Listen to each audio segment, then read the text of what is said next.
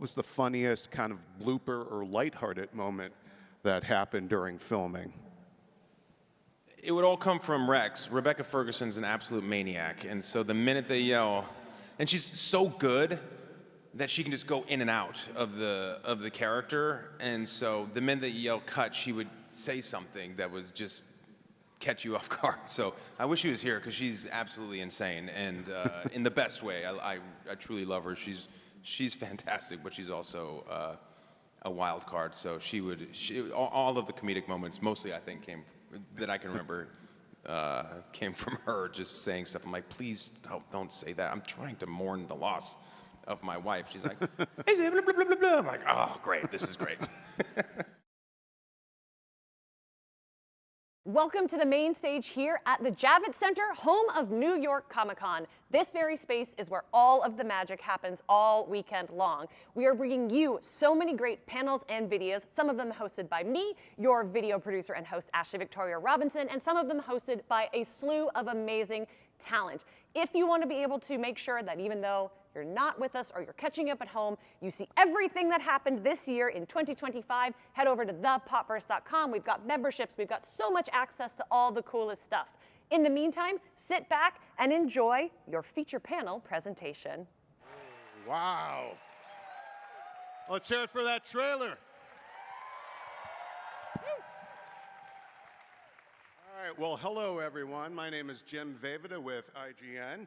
I am very, very honored to be able to moderate this panel, and I want you to please give a very warm New York Comic Con welcome to Chris Pratt, Kaylee Reese, director Timur Bekmambetov, and producer Charles Roven. All right, guys, now, the movie doesn't come out until January, but just based on that trailer alone, we have a lot to unpack here, so let's get into it. Chris, let's start with you. You've saved the galaxy. You've tamed velociraptors, but oddly enough, I believe this is the first time you've ever played a detective. So tell us a little bit about the detective you're playing in this particular detective story, please. Sure. Hello, everybody. Good to see you again. Yeah, so that's right. I've never played a detective before. This character, his name is... Oh, it's true. I played Burt Macklin. A true homicide detective. Burt Macklin, FBI. I work for the President of the United States of America. Yeah, so I've never played a serious detective before. And so this was a departure for me, something different for me to try. He is a homicide detective in Los Angeles in the near to distant future.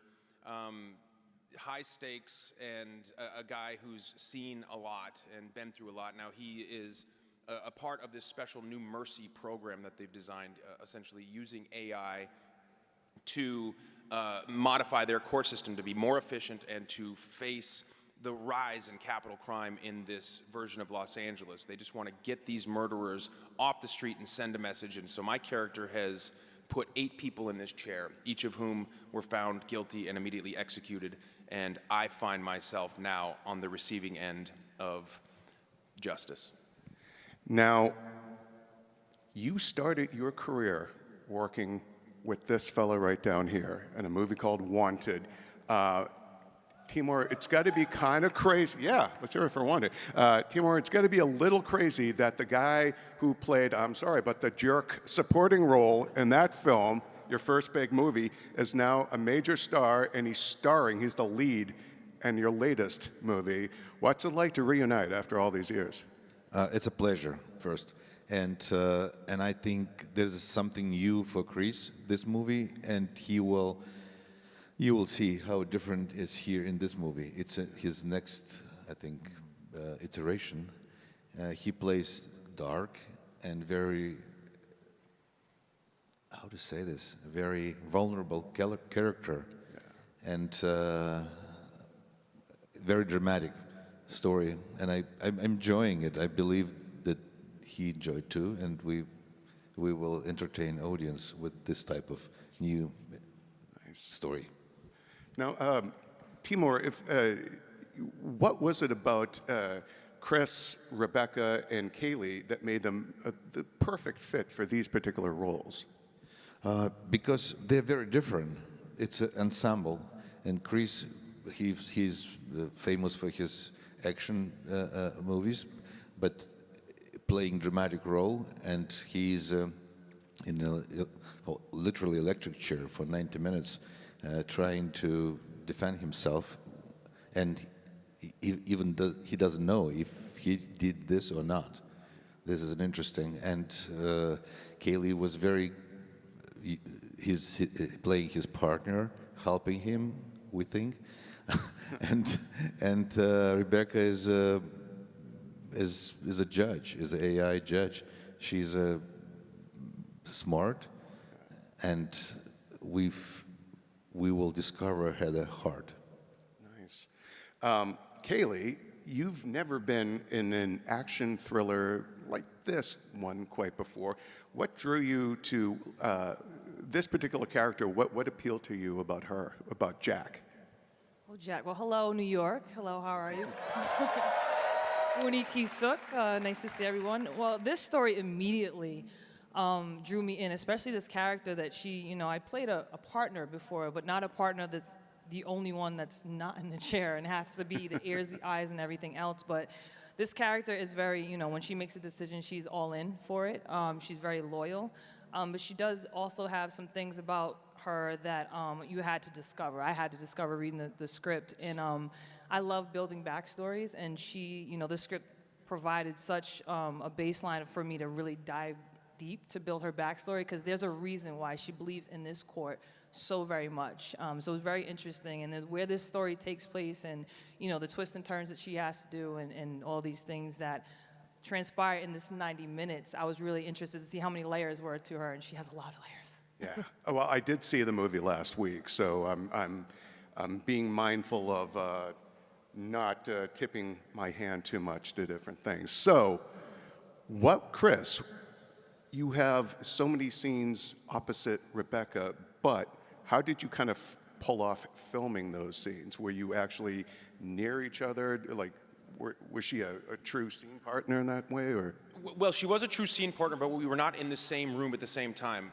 You'll see when you see the movie that the chamber, the Mercy Court chamber, is the set that we are in the entire movie. And so the film was written, it's a screen life film. Timur's done these films before. There's one called Profile, which if you haven't seen it, is fantastic. It takes every bit of screen life that exists in modern day or even near to distant future, it takes it and puts it on the screen. So you've got everything from the doorbirds and security cameras and FaceTimes and people's emails, people's texts. Every bit of digital evidence, your fingerprint of your life that exists somewhere in a cloud, exists for this court to prosecute their people. So I'm living in this chair that will kill me, in a room that's presenting all of this evidence that's flying past me and flying past you if you see it in IMAX 3D, which is a really great way to see it because of the way we shot it. So I'm in this volume that is essentially the entire set. So I'm looking up at her. I'm looking at what is essentially this projection hologram of her. Now, in order to do that, they had her on a separate set being shot, and her image was projected for me to see. So I was acting opposite her, but essentially virtually, like a very high production value Zoom session of two people on two different sets. And what's amazing is because a lot of what you see is her point of view on me, we did takes that were sometimes 50, 60, and 70 minutes long. So we shot the entire thing almost as a stage play, first, second, all the way to the third act. And so we just blazed through the whole thing, which was an incredible challenge and something that was different than anything I'd ever done before. Yeah, I don't think they've ever done anything like that quite on a movie before. That is fascinating. It was awesome. Now, Kaylee, many of your scenes involved talking to Chris on the phone. How did it work in terms of a screen partner with you? Were you ever like on a phone, like kind of doing it live, sort of like the way he was describing how he worked with Rebecca? How did your scenes talking to Chris, who's also Chris in the movie, how did that work exactly? Well, that was convenient, so I didn't forget his name. So that was easy. Well, like he said, we had some really long takes, and you were the real MVP. You and Rebecca had some really long takes, but you know, we weren't on screen, but we were feeding the lines that we would feed him on just on the FaceTimes or wherever we are. So, you know, when I had to do mine, I was getting the lines not from Chris, I was getting the lines from our first AD, who was excellent. So I had to kind of remember what I was seeing with him in the chair and kind of just, you know, act a little bit. But no, it was a really cool, as he said, there was so many different film devices and cameras everywhere to get every single angle. So there was, you know, you have a FaceTime, you have a drone, you have this, you have everything flying all over the place. But there was never a time, for the most part, that we were in the same room. So it was more or less kind of going through these really long takes. And then what was my turn, which was really nice, I actually got to see what he was doing first and kind of react off of that. Yeah, and we'll point out too, you notice it in the trailer, like you're not in the chair the entire time. There are flashbacks and recreations and stuff like that. So That's right. All the evidence that's being presented to us is, you know, there are at any moment sometimes up to 1,000 screens in front of me of my life, this character's digital life over the past 10 years, and that's being used as evidence against me. So we had to shoot me in the chair, but we had to shoot every bit of that stuff that would then be put in post-production and provided as, you know, me yelling at my wife on my daughter's Instagram, her secret Instagram page that I find out she had, or, you know, various FaceTime calls that were stored in the cloud that is used as evidence against me, all my friends, all my family, the things that they've said, security footage, you know, all of the stuff that is the evidence being used to find me guilty. yeah, it's Or innocent. this Timur. This is like literally a ticking clock movie. I know that's like kind of a subgenre of movies, but this one is literally a ticking clock. What made you decide to have the story actually play out in real time? And I will say again, having seen the movie, there's like no fat on the bone in this movie. Like literally every second counts. Literally in this movie. Yeah. So first of all, it's a great tool because we were limited. We had a rule that we need to tell the story in real time. And 90 minutes of the movie, it's 90 minutes of the ticking clock in his courtroom.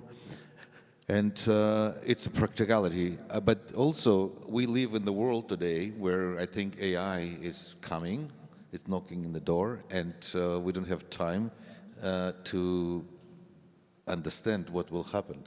How we will live in the world, if AI will be our friend, or AI will be our enemy, or AI will be our child. We need to teach how to behave. And I think this ticking clock, metaphorically, it's a world where we live now. The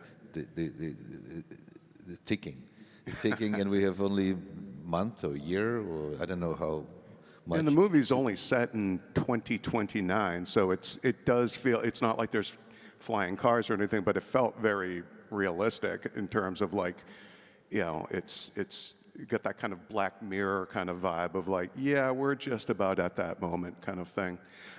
Chuck, you've got quite the legendary filmography.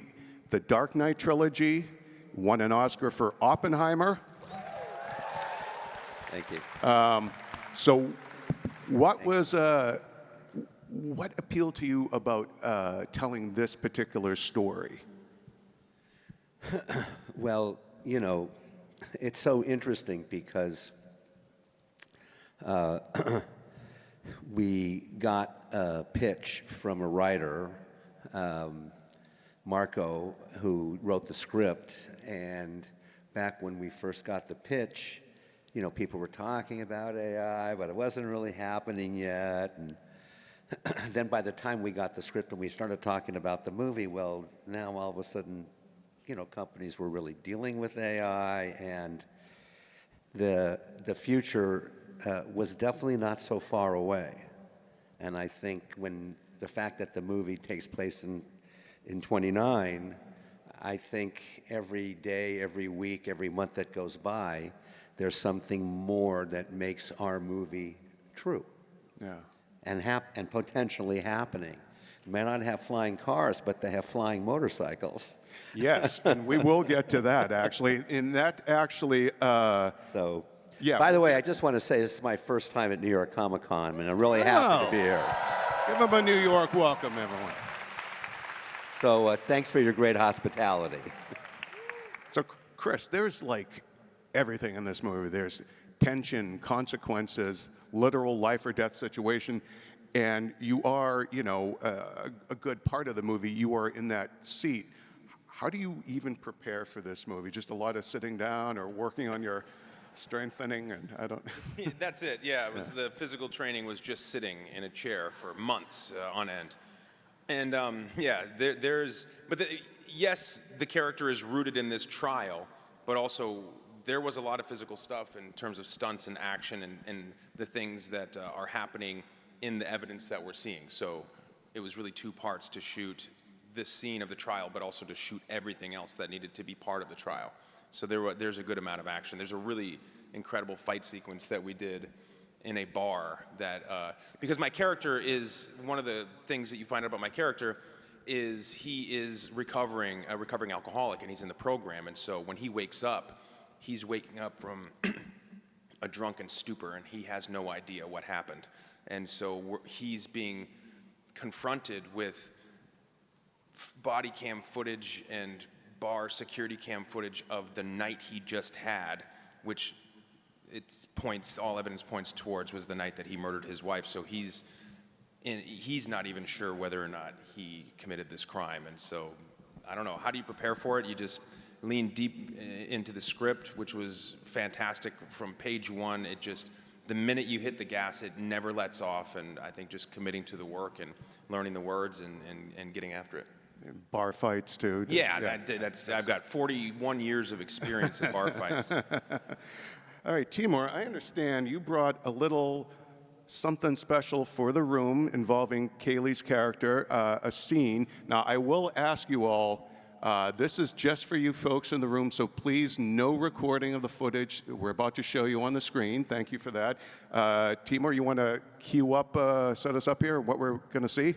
It's a scene where Chris trying to defend himself and Kaylee helping him because she's a detective and she's right there because we have only 90 minutes, as you know, and she's on this side in his house, and they will try to investigate together like partners.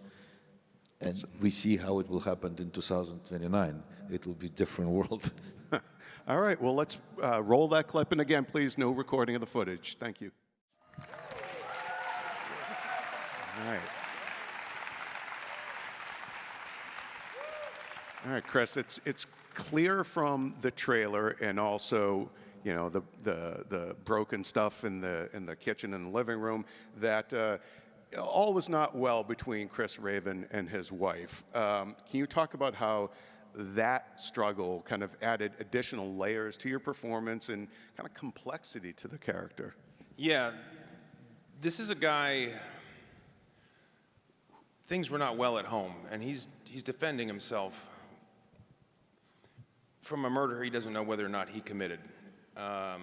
He's not proud of the man he has been or become, and I'm on trial, and so there were layers there, not only to play what would be the inevitable sadness and shock of seeing your partner or your wife killed, but also trying to determine how to be the best defendant of whether or not the crime is something that you committed or didn't commit. You don't know, so you want obviously not to be killed at the end of this trial. And so I think trying to hide certain aspects of the reality of his relationship was a big part of many of the layers that were added. And of course, the audience doesn't know, and he doesn't know whether or not he committed this crime. And so I think in layering in how painful of a portrait you want to portray of the relationship between these two, that added a lot of layers as you're discovering, because you're really peeling back the onion of not only what happened that night, but who this person is. The deeper you go, the more you realize this is a man who may have committed this crime. Yeah, because there's literal, like, it's like the Rotten Tomatoes tomato meter of, like, it's the guiltometer there, and like, if you tip your hand too much, it Yeah. You know, you're Certified screwing guilty. yourself. All right, Kaylee, we see a moment of this in the trailer, but you get a very cool quadcopter to fly around. And so, what was it like to film those kind of action scenes in the movie? And does your background as an athlete kind of influence your approach to acting and performance? Well, first of all, I wanted to keep it, but they didn't let me keep the quadcopter, but it's all good. We're going to talk about that later. No, it was really cool because, you know, it's not too far-fetched either. It's not something that's not in the far future at all. So that was probably my favorite part. I spent a lot of time on that thing. It was a lot of fun. You know, maybe or maybe not. I may have messed up a few times so I could do it again. I'm just saying. But having an athletic background, I love physical work. I love any kind of physical stunting or anything. So it was a lot of fun. I also am a certified motorcycle mechanic, and I do ride motorcycles. So it's kind of like, you know, Nice. you'll never fully out of ride a bike. Fantastic. Having an athletic background, you know, I'm very used to, especially something like boxing. I'm very used to having the repetition. Repetition is the father of learning. So I'm so used to having that endurance to have to do it again and again and again and find something new in every take. You know, you discover something new in every take. You have to have, whether it's the other characters or yourself has a secret, or you find something really great or really ugly about your character, but it's that repetition that I really bring into this whole field of having to do it until the job's done. You know, we don't stop until the job's done. Let's. I want to ask a little bit about the actual chair itself. It's such a set piece, and you know, trying to craft just making it different each time. Because think about it, you only have so many options there, both as a filmmaker and just as an actor. Maybe you couldn't quite tell from the trailer, but his hands are strapped in. So he's not, you don't really have a lot of free range of movement when you're in that thing. So can you talk about kind of working on those set pieces and how much you can articulate, because so much of it is really just your face, you know? Yeah, A lot of extreme close-ups in the movie. Yeah, was it Guillaume who designed the chair? It's amazing. He's Guillaume. I've worked with him many times. He's an incredible prop master. He designed this chair. It's truly beautiful, and it built the chair. And yes, I was confined, and I asked them to confine me in it, so I didn't have to pretend that I was strapped down. I was cuffed to this chair, both at the feet and at the hands, and for part of it with my head at the end when I'm about to be, well, I don't want to ruin the movie, but you know, I'm strapped to this thing. So yeah, that lent itself. I mean, there's a certain level of claustrophobia that you just naturally feel when you're strapped down to something, and that was helpful. In fact, so they said, well, if you want to get out, just do this. I was like, I don't want to get out. I want you to lock me in so I can't get out. That would be helpful to me in giving this performance, that I'm completely stuck here. And I also think it was kind of interesting, too, that they made you barefoot just to add that little bit more vulnerability, Yeah, you know? that's right. That's right. An ode to Die Hard, right? Yeah, or like sort of to demean you just a little bit. Yeah, you don't get to die with your boots on. Oh, wow. Yeah, you're right. Wow. Timur, we get a glimpse of it in the trailer, but there is a wild truck car chase in this movie throughout downtown Los Angeles.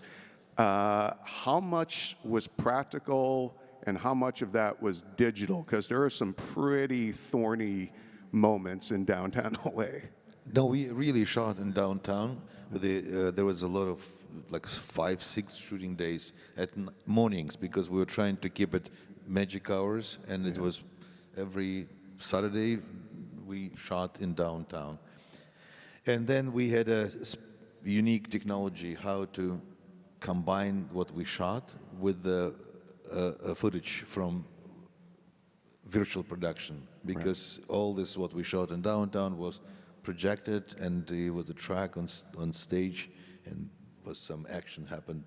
And Imagine there are a lot of digital extras and it stuff. was not visual effects. It was combination of two techniques. One, we shot plates in downtown, we shot some action with the track, and then we had a session in virtual production. And then, of course, visual effects helped us a little bit.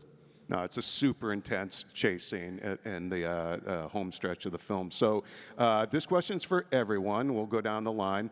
As I said, there are a lot of intense, suspenseful moments in Mercy, but what was the funniest kind of blooper or lighthearted moment that happened during filming?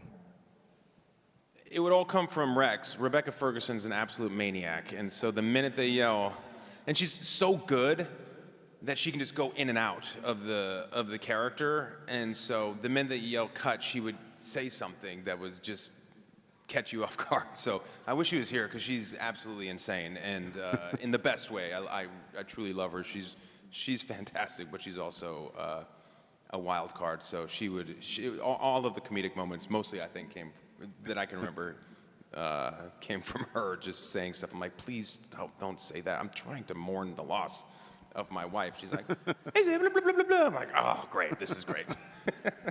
What about you, Kaylee? Was it some of that quadcopter stuff or no? I would say it wasn't really a blooper, but I will say we had a take where I was riding the quadcopter, and our beautiful sound team, they played Wu-Tang for me while I was riding Gravel Pit, and I was the entire song. I think it was just for me, honestly, but that was fun. I have to ride off of my partners back here, but both of y'all are out of your minds, I will say, because there was times in between, and they're yelling, rolling, and y'all either singing or she's cracking jokes or saying something, and we didn't care because we aren't seen, but I'm like, how are y'all both going in and out? They were glitching a little bit, but it was fun. Do you often get to have any sort of lighthearted moments as a director? No, or are you there was just too busy? we used a lot of different cameras. Yeah. There was a body cams, GoPros, drones. There was no real cameras. There was only the special. And one time I called my producer partner Chuck.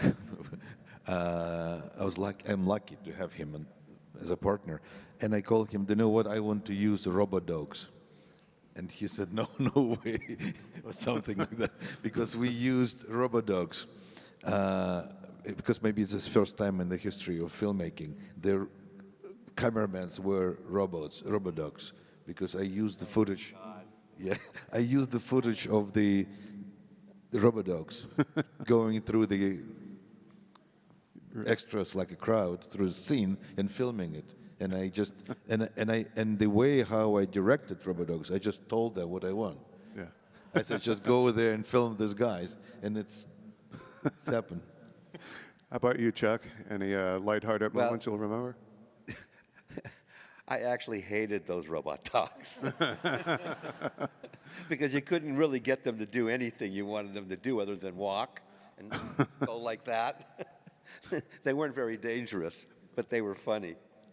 I just felt that, because it was the first time that I had ever, I've done a lot of movies with visual effects and done a lot of stage work and worked on green screen and stuff, but it was the first time we did as much footage in what we call a volume stage, right? Which was taking stuff that we would shoot and put them on screens.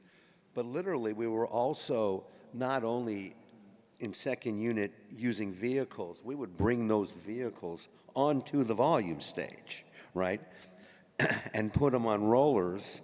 And there's a scene in the movie where, in that truck chase that you're talking about, the truck hits a cop car, and the cop car goes careening into a building where people are having dinner, okay? And it takes a number of them out, right? We shot that for real on the volume stage with the truck, with the cop car going into the building, and normally it was in the area where the crew would be watching the shot, right? And here we had to be very careful because we almost took out the crew. Oh no. We didn't, though. We were safe. And it took and the whole scene, this stand scene, took like 3 minutes to shoot. Yeah, and that's the other thing that you find making this movie on a volume stage, even though you go out and you shoot pieces of it elsewhere, on that stage, things happen very quickly. And as Chris said, you do, sometimes you can do these scenes that last forever and ever and ever very quickly. So it was a very unique and wonderful experience because actually it all came out really terrific. Yeah. Well, Timur, you are a pioneer of screen life film. So this production obviously is probably the most that you've done of all that stuff now. Where you talk about sort of designing or adding to the story that you like. Once you read the script, you were like, no, we can do. Maybe we use this kind of camera, or we're going to get footage from this place, or like, how much did you develop out the screen life of it all for this one? First of all, what was important that we live in the world with the screens. We live half of our time in physical world like now. We are lucky to meet you guys here, but more people probably watching us online, and we live in like half of our time, my time, I'm spending in digital world. It means half of events, most important events of my life, happening not in physical world now. It's happening. I'm saying I love you, sorry, you fired, whatever. It's all happening. Wow. It's happening now in digital world. And this was why I asked myself many years ago, why we're not telling stories about the most important part of our life, about our screen life. And this movie is a great new generation, because we made like Searching, Profile, Missing, Unfriended, I don't know, many movies of this type in different countries all around the world. But this is a special because first time we telling about the future of our screen life, which is the screens were in augmented reality. It was in physical space. And it was an interesting experiment. And we will, I think we cracked this. I think we see how now with the Ray-Ban, with the Meta, it's exactly what they do. You have augmented reality. And by the way, when we're saying that it will be in 3D movie, in IMAX, it will be not stereo, it will be AR, like a AR movie, because it's not about three-dimensional faces, it's more about screens flying in the theater. Like literally in the theater, you will see how the screens surrounding you. Yeah, I was going to actually bring that up in the next one, but let's talk about it now. What can, Chuck, let's have you field this one. So to piggyback off Timur's point, what can people expect from the 3D experience? Well, to be candid, that 3D experience will give you kind of a real life sense of what Chris is experiencing in the chair, okay? Because those screens will not just come at you in a 2D way, they'll almost look like they're coming at you out of the motion picture screen into the audience. Now, you've obviously worked before, like I'm thinking the Nolan stuff, although he loves doing things practical, but is this the most kind of advanced tech you've done on one of your films? Well, in terms of this aspect, right, the use of the volume stage, right, and then also, converting it into 3D, it was very different. First of all, having to do visual effects, because, Timur does like to have, 15 or 20 or even 30, like you were talking about, screens come at you, because all of these screens are making a different point in terms of the trial, right? And I had never experienced anything like that, and watching it go from shooting each individual screen to bringing all those screens together in the courtroom and then having the screens come at you was complicated, very complicated. I'd never done anything like it before. And even watching Timur's Screen Life movies, he may have had 1 or 2 screens, but not 15 at the exact same time coming at you. And it's a really incredible experience.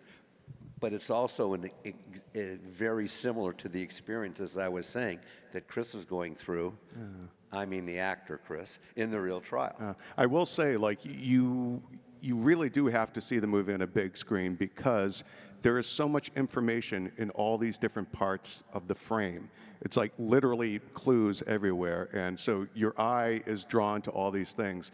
And I'm just pitching, see it in IMAX and see it in theaters because you're getting your money's worth in terms of everything is in the frame. There's no, again, like the runtime, there's no meat, no fat on the bone, you know, everything, every bit of it counts. So this one's for... And it's like that thing also that if you see, you know, if you really like the movie and you want to see it again, because you will have missed some things by all those screens at the same time. Yeah. Even though for sure you can make the story work for you, which is great, but you'll go, oh yeah, what about that? Yeah. This one's for everyone. Without giving away spoilers, what will surprise or excite audiences most about Mercy? What would be the biggest? Who wants to go first? Well, look, I think there's a number of things. First of all, it's these screens that I was just talking about. Definitely, that's exciting because it's differently visual. But I think also the thing that you're going to walk out talking about is like, is this going to happen? Yeah, it's a really wonderful could ticking happen. clock, you know. Sooner than we think. And there's a lot of things that speak to, well, we should try it because of what it would do to time and space in terms of having somebody that's an AI, even though I'm calling it somebody, it's really not, this piece of equipment that actually can, in an instant, amalgamate all of this evidence and actually come up with, oh, yeah, this is most probably, this person is innocent, or most probably this person is guilty. Well, is that good? Is that bad? It's all of it, isn't it? This is also for everyone. Since the film deals with futuristic technology, what's one piece of tech that you wish existed right now? Quadcopter. Absolutely. In Gotta New get her a York. I quadcopter, want man. one too. How about you? You want a quadcopter? Or you want- No, I'm terrified of motorcycles. I can't. I'm not cool. If I had a quadcopter, I'd give it to you. I'd give you a ride on it. Oh, It's that's fine. I'll do that. It's cool. I would trust you more than I would trust myself. That's a good question. I was thinking about that earlier. You know, it might already exist, but I think it'd be really cool if there was something on my device, on my phone, that could like quiz me and say like, all right, what do you really want out of this phone? And I would say, well, I want to grow in this area. I want to be educated in this area. What don't you want out of this phone? I'm like, man, I don't want to be so mired in sort of the passive algorithm-driven entertainment. I would rather use this as a tool than just passive entertainment. So if there was like a way you could modify your phone to just fit only your needs and not be sucked into the echo chambers and not be sucked into this sort of, oh my God, how did an hour just go by? You know, like if there was like a little like assistant that worked on my phone to say, hey, you said you didn't want to be on Instagram for more than 9 hours. Don't you think you should go learn some guitar chords or something? You know, like something just to kind of help me make my phone healthier for me, because the phone, just like AI, is a tool. It can be used for really amazing things, but also can be used for bad things. So if there was a way to kind of optimize my use of the phone, so I've primarily focused on doing good things with it, that would be amazing. So someone please develop that app and let me know. I will point out the publicist backstage who revealed to me that she put parental controls on her TikTok because she uses it too much. Whoa. So now, Kaylee, without saying quadcopter, what's a piece of future tech that you wish existed right now? That can't get the quadcopter out of it. I mean, an app that could 3D digitally make a quadcopter. Or maybe. We know what you want for Christmas. That's Yes, good. Amazon. about I guess, we all have ideas. As artists, we have ideas. And I wish there was sometimes you can't picture something. You can kind of picture, but you can't explain. Like, I'm thinking of this script or this idea or this character, but you can't really put it into a visual for somebody else. I wish there was some type of technology that could take my brain and my ideas and maybe have a 3D display of what I'm trying to explain in a very, very clear fashion to whomever I'm talking to. Oh, that's cool. How about you, Timo? I don't know. I would like to have some application program assisting me to understand what's real, what's not, and who is lying to me, who is not lying to me. Just somebody who can advise me, saying, "Oh, this guy is lying or telling the truth," or "Please ask him this question." Somebody who will help me, like a friend. Yeah. There's an audience of New Yorkers that can do that for you. How about you, Chuck? I don't know. I want the quadcopter. That's it. All right, well, we got to start making those things. Okay, Chris, what do you hope audiences experience when they watch this film opening weekend in a theater full of people? Man, I want that cinematic experience. This is a movie that's very worthy of a cinematic experience. I want you to be stuffing your face with candy and sitting next to somebody in the dark with whom you may disagree with about everything in life, about politics, about religion, about all this stuff, but you can have this shared community experience with somebody who's a complete stranger and just be on board and be entertained for 90 minutes. But especially the candy. I really want you to just stuff your faces. In fact, I do believe each of you is going to get a gift bag of candy outside on the tables as you exit. Make sure you grab your candy. That's a gift It's true. from us at Mercy to remind you that January 23rd, there's more candy to be eaten, and it's in a theater near you. 90 seconds. Well, thank you, everyone. Thank you, New York Comic Con. But thank you, Chris Pratt, Kaylee Reese, Timur Bekmambetov, and Chuck Rovin. Thanks, Thank everybody. you, New York Comic Con. Enjoy. Thank you. Mercy is in theaters this January. Thank you, Jim. With candy. Get your candy.